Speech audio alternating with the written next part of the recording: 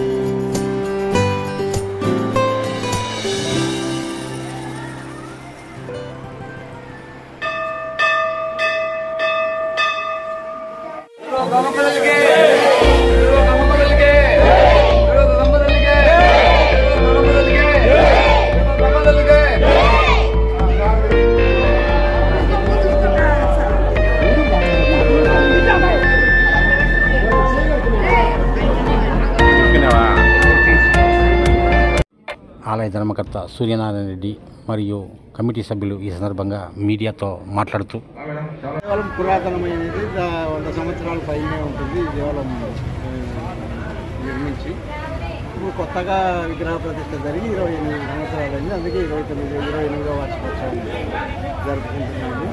అమ్మ కృప వల్ల బ్రహ్మాండంగా జాతర జరిగింది. మనకు భక్తులు అందరూ సహకరించినారు. పోలీస్ డిపార్ట్మెంట్ వారు, మున్సిపాలిటీ వారు అందరూ బాగా సహకరించి భక్తులుగా పాల్గొని అందరి సహకారంతో దిగ్విజయంగా చేయగలిగినాము.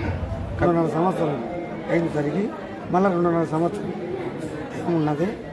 మళ్ళీ కూడా ప్రతి ఒక్కరూ పాల్గొని ఈ ఆవుల పంపాన్ని కూడా భారీగా ప్రతి ఒక్కరూ చేయాలని భక్తులు, కమిటీ పోలీసు వారు, మున్సిపాలిటీ కమిషనర్ గారు, ఈ రిపోర్టర్లు వారు సహకారం మొత్తం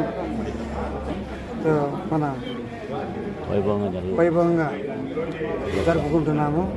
ఐకమత్యంతో శ్రద్ధగా చేస్తూ అమ్మవారి ఆశీస్సులు ప్రతి ఒక్క పేరున ఆమె చల్లగా చూడాలని కోరుతున్నాను.